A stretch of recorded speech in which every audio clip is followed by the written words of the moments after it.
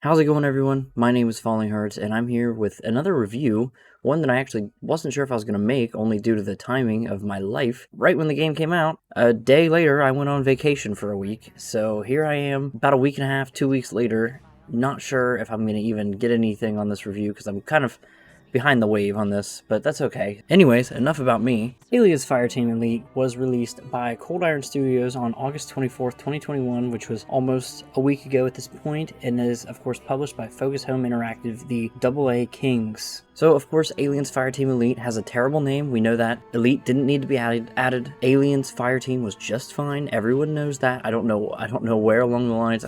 Was that too close to a copyright somewhere that they needed to add something? I'm just unsure. However, I'm going to break this review down into a couple different sections. Of course, I'll talk about the good, the bad, and the ugly. In this case, what I mean is what I liked, what I didn't like, and any issues or bugs that I did have, and I will disclose if I believe they've been patched out or not, because the patch notes haven't been super clear so far, at least on PC. But before we get into any of those, I'll give a brief summary of what the game is if you're somehow living under a rock or you haven't been on any social medias where the game is being promoted. Aliens Fireteam is a third-person shooter in the vein of Left 4 Dead, where it's, ideally a team-based wave survival / going through the map and doing certain objectives without a very heavy story, but set within the Alien universe, of course. What is slightly different is that it is a 3-player game, so if you have 3 buddies and it's you, then I wouldn't recommend trying to squad up in this game, unfortunately. You can play solo, but it is online, and I will be talking about that a little bit later in my negative. The core gameplay consists of 12 missions across 4 different campaigns, which you can change the difficulty as well as have challenge and perk cards to increase your experience gain while also adding extra challenge while playing. So I actually believe this is very good, and I'll continue talking about that later as well. To do all this, you'll be customizing your own U.S. Colonial Marine on the USS Endeavor, which this is all taking place a good number of years after the original trilogy of movies. So one thing that is very important to note, the Marine Corps already knows about the xenomorph threat, and it's a style choice I'm not sure I agree with, but I will talk more about that a little bit later and why I don't think it's good. Anyway, we'll hop right into the review. So starting out with the good things that I thought the game did, I'll go ahead and start with the gameplay since I was kind of already briefly teetering on the edge of it, but first thing I really want to focus in on are the classes that you can choose for the game. Now, it's not one class and you're there for the whole campaign. You can actually swap and choose between. That way you can actually level up each campaign, and that lends itself really well to completionists or people who want to fill out each of the 5 classes. Currently, there is the Gunner, the Technician, the Demolisher, the Doc, and upon completion of the game, there is also the Recon class. And what sets these classes apart are their abilities. They usually each have 2. I mostly play the Demolisher, so keep that in mind while I was playing. It's kind of like the heavy hitter, boom boom guy. And then, of course, there's the Doc, which is super useful, but really they add a good comp. Players can all play the same class, or they can play different ones, but as you're going into higher difficulties, you're going to want that synergy of different classes. As you level up your character, as well as their selection of guns through usage, you unlock new passive perks each time, as well as more slots to upgrade into the perk system. And basically what that is as you level up a certain class, you unlock more spaces on a board that acts like a puzzle. You can flip and rotate your different, kind of looks like rankings is what it reminds me of, like the strip or whatever, and that's what you're putting on to your thing. And I think that's really interesting design choice because it makes it to where it's not a perk tree, but you also get to swap in and swap out however you want to build your character out. It doesn't matter. Or you can do both once you're fully maxed, and you really don't have to choose as much. It's more down to the minor things if that's what you choose. Now, of course, as you initially make your character, I will point out that I think it's very good character creation. I think the character models in this game look very good, and everything visually looks good, but you are sent into the hangar of the USS Endeavor as kind of like your mission hub. That's where you can go out to new missions. As people join your party, they'll also walk around that area with you. And that's where you can buy some cosmetic items as well as new guns for your Marines to use, and even talk to other characters for intel, which are the collectibles that you pick up throughout the actual levels. These are going to be the people that talk about it. Now, there are some things that I mentioned here that aren't entirely good, while they might sound great on paper. And I'll talk about a little bit more about that here soon, but for right now, I just thought it was important to note that I think the hangar idea is really good. I just think it could have done more, and I'll focus on that more soon. Now, going into the actual missions themselves, I think that as soon as you get into that first level, you're going to realize quite a few things about the Xenos, and as well as the gunplay, that I think are very important to note. First off, the guns all sound very authentic to the sounds made in the movies, as well as any new guns sound very unique and you can tell them apart just as easily. They have a very robust system where a lot of the guns have a barrel, a scope, or, an attachment, 3 different attachments of some kind, usually also a magazine, and they all lend themselves to very good customization, especially in between levels that really help you flesh out your own character a little bit more.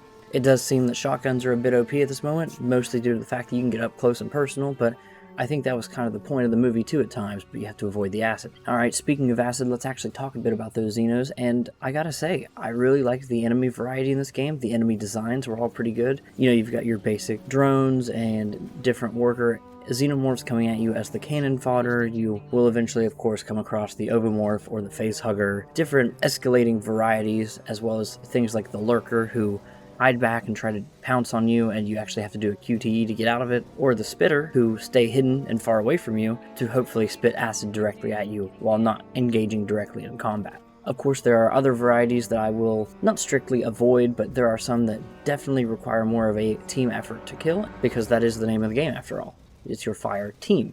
You can really tell that the attention to the Xenomorph was of utmost priority for the Cold Iron Studios team, as they put so much effort into both the pathing for the Xenomorph to climb all over the walls, jump over different, barricades that you can use for cover personally, so I thought that was very, very good, especially for a $40 game such as this, and, there's a lot of detail put into that, as well as the fact that animations were so unique and diversified. Like, of course you're going to see the same Xeno jump at you 16 million times. There's that many of them at any point. You're killing hundreds of Xenos every mission. But every once in a while, if you hit a Xeno in just the right way while they're running at you, sometimes they just faceplant into the ground with their non-existent head anymore, and like an animal you would see in real life, it struggles to try to get up through nerves.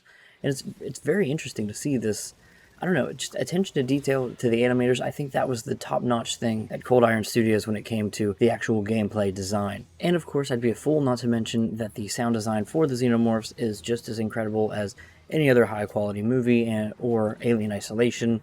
So I truly believe the sound department was knocked out of the park with the actual gameplay. But with that being said, let's talk a little bit about the soundtrack. Now, every time you're going to hear that same music opening up the game, and a lot of games, that gets boring. That gets old real quick. But it's just so unapologetically alien, but not anything we've ever heard before. Like Aliens Colonial Marines, it did a fine line of doing the exact same movie score with some extra riffs in it, and that was it. While Aliens Fireteam, I kind of catch myself humming along to it at this point. And it's really good. And the music throughout the game, especially certain missions, start out in like an exciting way. Even if the story or the gameplay doesn't always show it like that, the music carried it in a lot of the tonal ways that it needed to, and I thought that was very, very good. And of course, if you're curious what I'm talking about, for this review and all of my reviews, I tend to play tracks from the soundtrack over my review. However, circling back just a little bit, I did want to kind of focus on Alien Isolation for a minute. The game has a really good way of tying in the Alien Isolation lore that was added into the overall Alien universe, and it does that by not only incorporating Alien Isolation technology like the Seegson androids and, just that company as a whole into some of its data briefs or things like that. But with that being said, it also has elements of Prometheus and, the architects or whatever they were called. I don't really truly remember. That movie wasn't that good in my opinion. You're facing like the necromorph type things. So it's all really interesting how it focuses really heavily on Prometheus, especially in the environments. You're definitely finding another place where the creators were throughout. Sorry for spoilers. At this point, I'm going to go full into the end of the game as well, which this isn't really, it's throughout. But I will talk about the end of the game. I'm just going to say it now before I forget. But I just wanted to point out that it was very neat to hear some of the similar sounds from a Seegson Synthetics terminal, as well as those same androids running at you and being less terrifying in my opinion, because you do have a gun this time, but it's still pretty cool. Though I did talk about the Prometheus tie-in architecture and some of the locations, you're going to see, plenty of normal human environments, as well as I'm going to call it the Prometheus environments, as well as your normal alien hive or nest. You see all of these things, as well as outdoor architecture as well, and it's all very well done and well crafted. It makes me wish there was a photo mode, and with that being said, it'd probably have to be an offline game in solo mode so you could pause the game, but I really wish this was something, and it would be like free marketing for the game. And I think most of that is because the environment is so well crafted. You see a few repeats here and there, but it's really rare, and there's so many Easter eggs throughout Sometimes it's a little sparse. It makes me wish that there was a little more variety at times, but when it's hitting right, it's really good. And this game is incredible, and the lighting, and as well as, of course, the character models throughout the level, they're all exceptionally well done. It's really my only issue is with the hangar, and I'll talk about that more, as I said, in the bad section. But the lighting provides itself both to the aesthetic of Aliens, being a little darker, but with lights, while also being useful for both the developer to potentially scare the player or obscure the player. The last thing I want to talk about for the good section is, how the game feels. And you really do, if I do say so myself, feel like the ultimate badass, because I'm something of an Alien fan myself. But anyway, it's important to know that the game does exactly what it's trying to do, and especially at the price tag. So I think some of the shortcomings that I'm going to talk about here in a minute don't hit as hard when that wasn't the focus, especially with a limited development budget, I can only assume. But really though, the game does nail those moments where it feels like hunker down and defend this location. You get turrets, you get mines, you get plenty of different things and useful abilities and gear to pretty much hold off hordes of Xenos while you are trying to accomplish your mission. Now, as for the plot of the game, I don't really think that was a hit. I don't think it necessarily needed to be, though, as it's pretty much just there for Xeno killing anyway. But one final thing I want to talk about, and one little bit of spoilers, so here you go. At the end of the game, the Queen does show up, and I think an absolutely commendable thing that this game does, you can't kill her. Not normally, anyway. You can't just shoot her dead like every other Xeno in this game, and I think that's very good. In the final mission, you do find yourself on a timer running to an elevator to escape from an alien queen. Just like we've seen in maybe a movie before. I don't remember. Haha. But of course, for whatever reason, this is the first time I've ever had a random person disconnect from my trio. So, we were down to 2 people, and we were running from this queen, and of course there's Xenos coming out of the walls of the hive everywhere. While this was already feeling pretty badass enough, I'm running with my own guns, I'm running and gunning, he's running and gunning, we get separated. The queen chases him on, but I fell back to try to help the guy because I didn't realize he disconnected. So, he runs ahead, he gets ahead, I don't see him anymore, I'm running and gunning, I'm on my own. I don't know where the queen is, I don't know if she's circling back for me now. It was one of the most incredible experiences of gaming in recent years, and it was completely unmanufactured by the game, of course, but I can't imagine that a full trio on an even harder difficulty wouldn't have felt just as badass. But really, that's it for the good section. I think I feel really strong about this game at this point of saying it. I mean, I think the lighting and the graphics, as well as the design of the environments and the sound design, all add to a really well experience on top of really solid gunplay that feels really nice and customizable. But there are some shortcomings to this game that I'm going to talk about now in the bad section. Now, as for this, I would like to say that a lot of these shortcomings are kind of, shut down a bit by the scope of the game, as well as what they actually wanted to do. They focused on incredible gameplay, and they achieved that. So keep that in mind. I'm not being overly critical, but there were things that kind of took me out of the experience just a bit that I felt I needed to talk about. And some of those things are as simple as, the menus do feel pretty clunky on PC. I can only assume consoles are just as bad, unless they're like snap movement, which would be nice, but it was not anywhere near that on PC. I mentioned a few times earlier that you do have a hub area on the USS Endeavor, and I think overall it's a nice idea. It'd be cooler if more characters or people that you find ended up here and they had more interesting things to talk about, maybe like a side objective to do maybe on your missions. I think that would be pretty cool. But this entire experience is kind of marred by the fact that the NPCs that you talk to, while it does zoom in and they have voice dialogue, which is really good, their character models don't move. I mean, they stand idly and kind of sway around a bit, but their lips don't move, there's no lip syncing, they don't even try to talk. It's not like Guitar Hero like 2005 or whatever, where they're like just opening and flapping away. Now, of course, I don't completely know the situation, maybe that was just something that wasn't in the budget, that's why I'm saying this, but at the same time, a game like Skyrim or Oblivion never had motion captured voice dialogue, but they did have an application or whatever to make it to where certain audio cues made the mouths of the character models do certain things, and that's why it was basically like their own cheap version of lip syncing as it was, though it wasn't perfect. Speaking to these NPCs is pretty much how anytime you pick up intel or a collectible throughout the world, you're going to get some extra world building and information out of it. Now, generally this information was really cool and nice additions or tie-ins to the universe as a whole, but again, with the no lip sync and the fact that you can't choose what you're talking about. Say you've got to talk to the same guy about 3 different things that you've picked up in a campaign run, you don't get to pick what it is, so you don't even know what he's talking about at first. Like, as soon as you start talking to him, he's just going to start talking about a hat you picked up from some company, or maybe you want to talk about the poster. You don't know, and he doesn't know until you're just going to have to infer. I don't even remember half the stuff I pick up in the game. Now, the next one I think that is important to note is that while there are all these characters and world building, and I think it's really good in that regard, the main campaign results in little to no story. There was one moment, honestly, early in the second campaign of the 3 missions there that I was like, wow, this is actually starting to get pretty interesting. It almost immediately fumbled, and the objectives from then on carried it. It was really good and really fun, but as for the actual story itself that was told pretty much only through your headset from your boss, it just didn't work. That being said, though, I do think the enemy pacing of the campaign is another thing that's a bit of an issue. I feel like the first 2 campaigns held on to the same couple of enemies a little bit too long. I wish things would have been introduced a little bit sooner. Obviously not too much of an issue, but there were certain enemies that it felt like should have been a boss encounter that were used only once, and I won't necessarily go into most of the details because one of them actually was a pretty cool surprise to me, but I felt they could have simply used it more than once because honestly, in this instance that I saw it once or twice, and then my teammates took care of it while I was holding off the other Xenos. Another issue I have as far as the Xenos are concerned is that a Prowler, the one who lurks and, kind of jumps on you when the timing is right for him to do so, anytime that he's in a hallway and it's just him and it's meant to be like not a jump scare, but that's the idea intended. The Marines, who literally never talk throughout the whole game, will call out that they hear a lurker, and I hate this.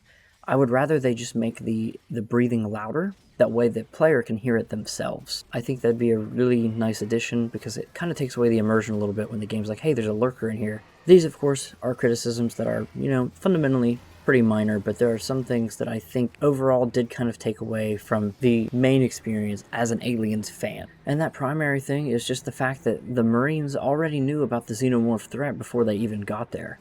I don't know how to explain, but part of the fun of Alien and Aliens was finding out about the threat, not knowing what was going on, using the motion tracker, and that's another very important thing to note. The motion tracker is in this game. It's in the bottom right corner. It's never a button. It's just there, and it sounds great. It lends itself to the mixing really well. However, it's all but useless as the enemies 99% of the time, unless they are a spitter or a prowler, come right at you anyway. I would have loved for there to be a mission or a section of a mission where you're actually trying to hunt something down a little more directly. But back to the initial thing I was talking about was that I think a lot of the fun is taken away from the fact that you don't know what's going on. You don't get those excited moments where you're like, oh, here it's coming, and you get faked out once or twice because, of course, everyone comes for the xenomorphs.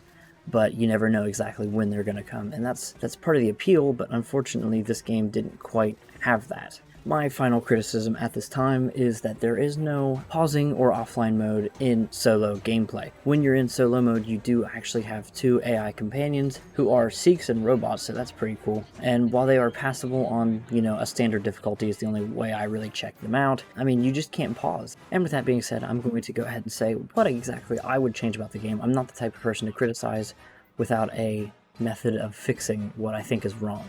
So first off, with the offline mode, if that is even achievable, I think what would really lend it to this game's marketing as a whole is photo mode. And, think of Ghost of Tsushima. So many people were all over that game because it looked so gorgeous and the photo mode was so in-depth.